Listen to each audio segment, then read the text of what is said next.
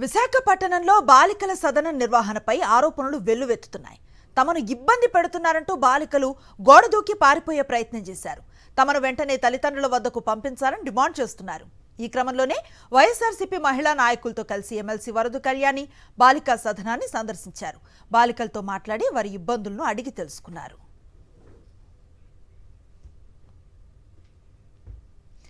రాష్ట్రంలో ఏ ఘటనలు జరిగినా స్టేట్మెంట్లకే పరిమితమవుతున్న హోంమంత్రి బాలికల ఇబ్బందులపై కూడా అదే తీరుతో వ్యవహరిస్తున్నారు. బాలికల సదనంలో మత్తుమందు ఇస్తూ ఉన్న వ్యవహారంపై విచారణ కమిషన్ను వేయాలంటున్న వరద కళ్యాణితో మా ప్రతినిధి నరేష్ ఫేస్ టు ఫేస్.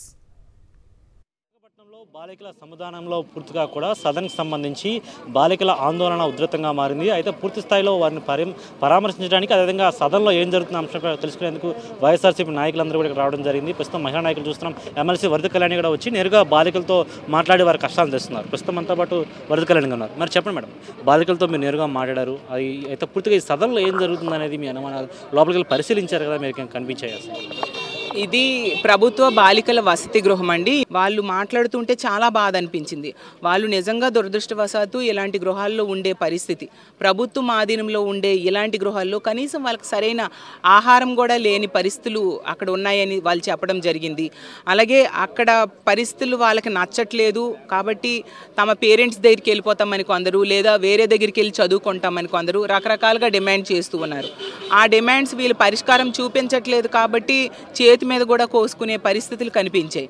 అలాగే ప్రతి నెల కూడా పైనుంచి ఆఫీసర్స్, జడ్జో అలాగ వస్తూ ఉంటారంట. వచ్చినప్పుడు కూడా వీళ్ళు తమ సమస్యలు చెప్పుకోనివ్వకుండా ఇక్కడ ఉన్న అధికారులు ఏంటంటే వీళ్ళకి ముందు రోజే గట్టిగా వార్నింగ్స్ ఇవ్వడం జరుగుతూ ఉందంట. ఇంత దారుణంగా వాళ్ళకి బలవంతం చేసి ఇక్కడ ఉన్న సమస్యలు చెప్పనివ్వట్లేదు. హోమ్ మినిస్టర్ గారు ఈ జిల్లాకు చెందిన వ్యక్తి, ఉమ్మడి విశాఖపట్నం జిల్లాకు చెందిన వ్యక్తి.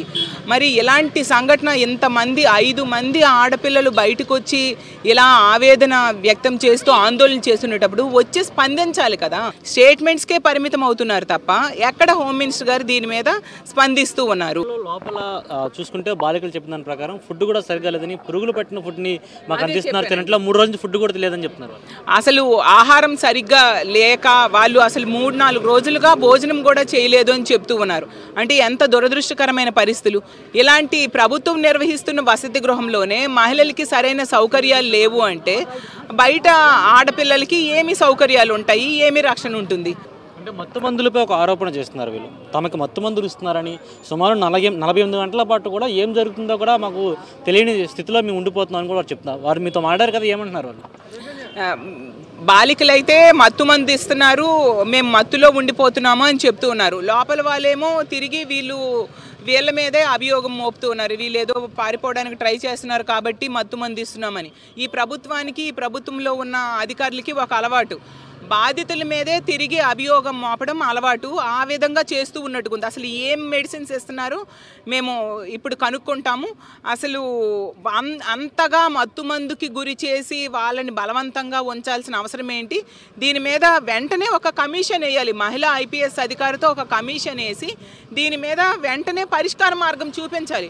పరిస్థితి పూర్తి స్థాయిలో ఈ బాలికల సదనంకి సంబంధించి బాలికలతో పూర్తిగా చర్చించి ఆ తర్వాత వారి కష్టాలను తెలుసుకున్న వైఎస్ఆర్సీపీ మహిళా నాయకులు పూర్తిగా ఒక మహిళా ఐపీఎస్ అధికారిని నియమించి విచారణ జరిపి ఇందులో ఎందుకు తప్పులు జరుగుతున్నాయి, అదేవిధంగా బాలికలు కూడా తగిన న్యాయం చేయాలని కూడా డిమాండ్ చేసిన పరిస్థితి కనిపిస్తుంది. వీడియో జర్నలిస్ట్ అప్పలరాజుతో నరేష్, సాక్షి టీవీ, విశాఖపట్నం నుంచి.